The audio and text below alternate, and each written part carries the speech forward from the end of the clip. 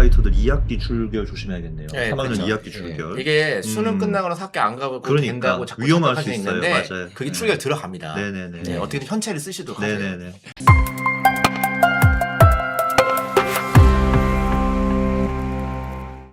이제 진짜 내 얘기 들어가죠. 진짜 내 얘기. 예, 조봉희 소장님이 정말 관심들 많으실 상위 15개 대학. 누구나 원하는 그 라인들의 핵심적인 변화. 요거는 짚고 넘어가야 된다. 요거 같이 좀 얘기해 보시죠. 이제 저희가 이제 15개의 상위 대학들만 좀 추려서 봤는데요. 근데 뭐 대학들이 보면은 참 큰 틀로 봤을 때 인원적으로 봤을 때요. 서성한이라든가 우리가 이제 스카이에서부터 서성한까지는 인원이 좀 줄고요. 그다음에 이대에서부터 숙대까지는 인원이 좀 늘어나고 그러니까 상위권 대학들은 인원이 조금 감소하고 그다음에 중상위권 대학들은 인원이 조금 늘어나는 추세가 생겼는데요. 근데 이 15개 대학들에 있어서 변화의 핵심 포인트는 아무래도 세 가지가 있는 것 같아요. 보기 전에 첫 번째 의대가 24년으로 원복이 된 게 아니라 앞에서 들었죠. 마이너스가 됐잖아요. 예. 그다음에 두 번째 포인트가 뭐냐면은 우리가 이제 스카이하고 서성한을 볼 때 이 축을 흔들 수 있는 게 서울대냐 아니냐라고 했을 때 저는 성대로 보거든요. 근데 성대가 군별 이동이라든가 반영 비율에 있어서 너무 많은 변화가 생겼다라고 하는 거. 그다음에 우리 중상위권 대학의 허리를 담당하는 경희대학교. 네.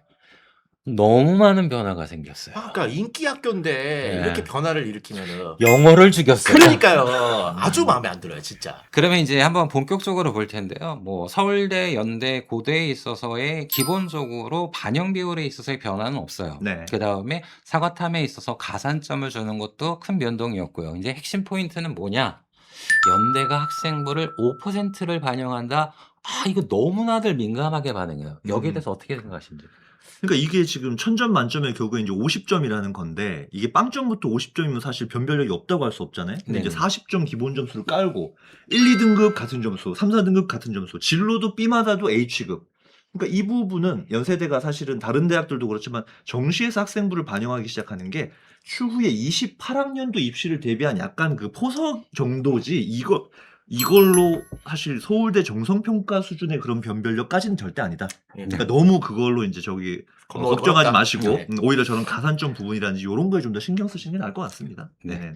그다음에 이제 저희들 이제 기본적으로 서울대와 마찬가지로 해서 이제 그다음번에 이제 내신을 반영을 하는 대표적인 게 이제 우리 이제 고려대가 되는데 고려대를 보게 되면은 인원수만 보고 나면은 60명이나 늘었네라고 하는데 여기에 숨겨진 게 있습니다.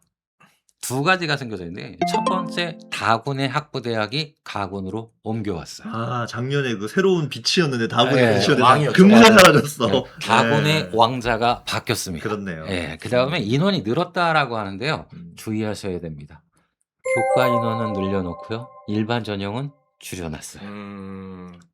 3년째 이러고 있는 것 같아요. 교과를 조금씩 늘리고 예. 있어요. 네, 고대가 의도가 있는 것 같아요. 스물스물 늘려면서 일반 전형을 볼 때 이제 이전의 입결을 볼 때 조금 주의해서 봐야 될 상황들이 나타난다라고 하는 거 그렇게 간단하게만 확인해 주시고 들어가면 될 것 같고요. 그다음에 이제 성균관대 되게 복잡하죠. 4개 유형의 인문, 자연, 글로벌 그다음에 이제 다군에 반영하는 대학들에 있어서 포인트 탐구를 하나만 반영하겠다. 이거 탐구 하나 망친 학생들한테는 너무나 꿀이었거든요. 네. 근데 올해도 그대로 유지가 된다라고 하는데 하나만 주의해 주시면 됩니다. 이제 성대 변화의 특징을 보게 되면요. 이제 제가 이제 화면상으로 볼 때 이제 파란색으로 표시해 드렸는데요. 성대에서는 탐구의 반영 비중을 줄이고 있어요. 그런데 뭐의 반영 비중을 넣냐? 수학이나 국어는 올리고 있습니다. 네. 이게 어떻게 본다면 성대 같은 경우에서는 탐구에 대한 변별력으로 학생을 뽑기보다는 국어나 수학을 가지고 학생을 좀 집중적으로 선별하겠다. 그리고 영원히 영어는 조금 이제 낮춰놓고 보고 있다라고 하는 거. 이게 이제 그런데 이거 조심하셔야 됩니다. 4등급만 좀 많이 깝니다. 네. 갈수리인데 되게 좀 많이 까더라고요. 네네. 아마 이제 탐구 같은 경우에는 사실 그해 어떤 과목을 선택했냐에 따라서 너무 변수가 많다 보니까 그쵸. 거기에 반영 비율을 높이는 게 좀 부담스러운 것 같아요. 주요 그렇죠, 대학들이. 네네. 아무래도 통합 과정이 취재 맞춘다는 그런 것도 좀 있는 것 같아요. 네, 네. 그렇군요. 자, 그러면 우리 소장님들 의뢰는 잘 들어보셨으니까 이제 성대 다음에 저희들 보셔야 될 게 이제 서강대가 되는데요. 이제 서강대는 이제 핵심적인 것에 있어서 A나 B형, 인문, 자연 모두 A병으로 봅니다. 그리고 작년까지 있었던 과탐의 가산점을 없애버렸어요. 음. 예. 그리고 기본적으로 서강대 다군의 인원이 늘어났다. 모집 인원이 늘은 게 아닙니다. 이게 군별 변화가 됐기 때문에. 네. 그래서 기본적으로 어느 학과가 군별로 변화가 됐기 때문에 나타나는 변화이지 서강대 전체적으로 인원이 늘어난 것은 아니다. 그리고 서강대가 요번에 성대 군별 이동 때문에 많은 학생들에게 저는 좀 기회가 열리지 않을까. 그러니까 이게 저렇게 돼 버리면은 그 서강대가 다군 인원을 저기 A형으로 이렇게 잡아 놓으면서 성대가 지금 여러 방식의 반영비를 네. 하고 있잖아요. 네. 거기서 인제 저기 서강대랑 되게 붙는 라인이 있을 거란 말이에요, 반영비로 유사한 거. 그죠. 그럼 이제 어디를 선택할 거냐? 네. 이게 또 인문계냐 자연계냐에 따라 좀 다를 수도 있겠어요.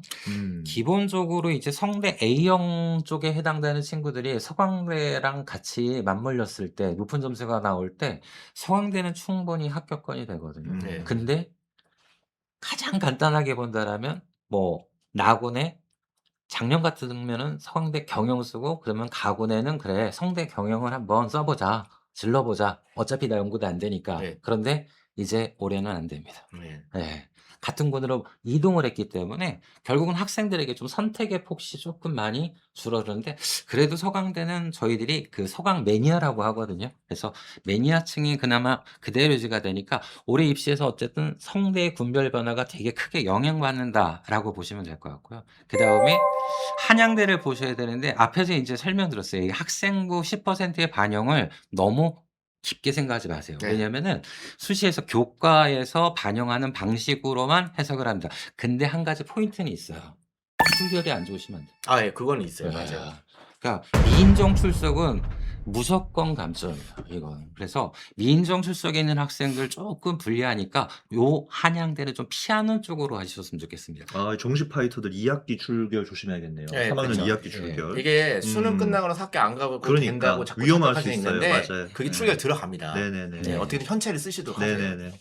그다음에 이제 중앙대하고 경희대하고 외대를 보게 되는 뭐 중앙대는 이제 인원을 좀 늘려놨어요. 근데 이 중앙대 인원을 늘려놓는다라고 하는 거는 결국은 성대나 서강대에 대한 변동폭과 맞물려서 받아먹겠다라는 뜻이 조금 있거든요. 그래서 조금 그런 의도에서 만들어졌고 그다음에 중앙대 같은 경우에는 계열별로 했을 때 가산점을 반영하는 게 인문, 사범 또는 사과대 경영, 간호 그다음에 그러니까 인문은 2개 유형으로 나눠 놓고요. 자연은 공통으로 다 묶어서 과탐에 가산점 주고 그다음에 인문은 전부 다 사탐에 가산점을 준다라고 하는 거. 근데 이제 가산점을 5%씩 주게 되면은 이게 수학에 대한 표점을 가지고도 들어오는 걸 좀 막을 수가 있다라고 하는 뜻으로 만들어진 것 같거든요. 네. 그래서 중앙대 같은 경우는 순수 문과, 순수 이과 학생들 좀 뽑으려고 하는 성향이 조금은 보이는데 입시 결과로는 몇몇 학과는 또 이게 역전이 되니까요.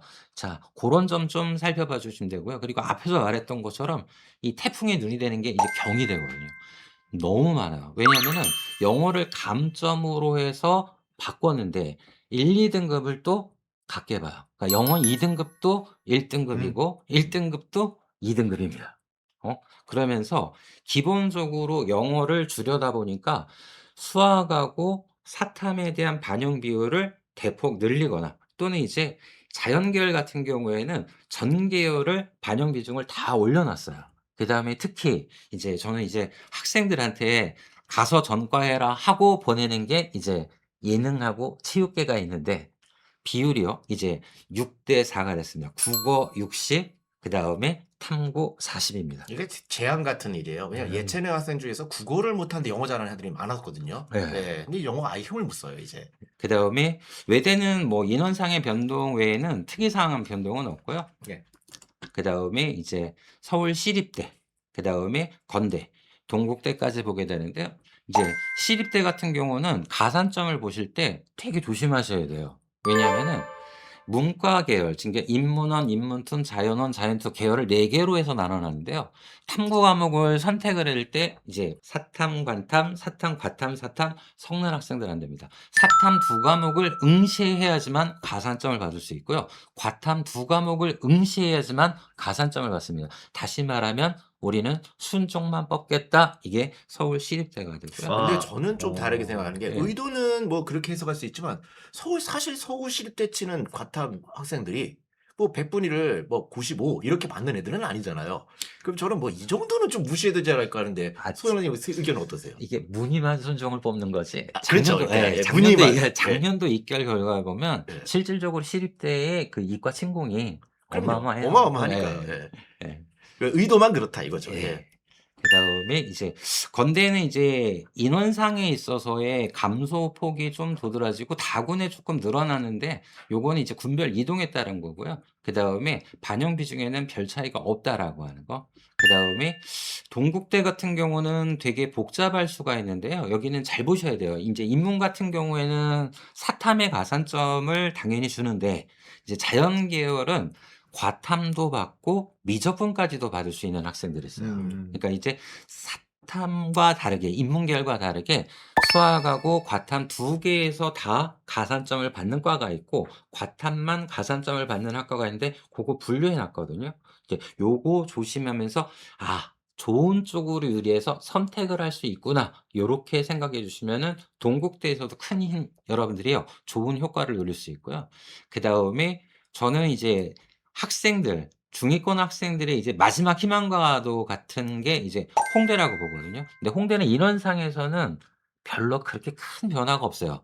그러니까 플러스 마이너스 해 갖고 인원은 똑같습니다, 작년이랑. 그런데 이제 기본적으로 이적 기하에다 3%의 가산점을 준다라는 것과 과탐 과목별 3%의 가산점을 준다는 거. 근데 이게 저는 이게 쪼끔 그런 게 자율 전공에 순수 자연만 뽑는 게 아니라 자연 예체능도 들어간단 말이에요. 그렇죠. 이건 뭐 예체능 오지 말란 그게 얘기예요? 아니라 제가 그건 확실해요. 이 자연 예체능이라는 게 예체능을 뽑겠다는 게 자연으로 진입하고 그다음에 예체능까지 할 수 있다. 이렇게 생각하셔야 돼요. 이게. 예.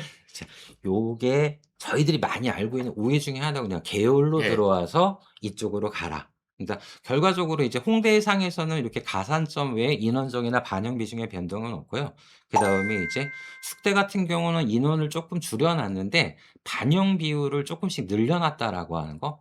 그래서 요거 변동 있는 거 요렇게 보시면 되고요. 그다음에 이제 지금까지 봤던 것들을 이제 한 번에 볼 수 있게 한 번에 볼 수 있겠는데 이게 왜 그런 거냐라고 했을 때 아까 이제 소장님들은 "의대생들이 어디까지 영향을 줄까?"라고 했는데 제가 동국대까지는 영향받지 않습니까?"라고 판단해 준 게 이 비율이거든요. 그러니까 충원 비율을 보게 되면은요. 24 년도에 비해서 충원 비율이 다 늘어났어요. 물론 중앙대는 쪼끔 감소를 했지만 근데 서울대 같은 경우는 잘못 보면은 큰일 나요. 왜냐하면은 서울대 충원율 줄었는데요?" 이거는요. 작년 입시 경영에서 의대 쓸 애들은 이미 썼거든요. 서울대 안 썼다는 얘기거든요.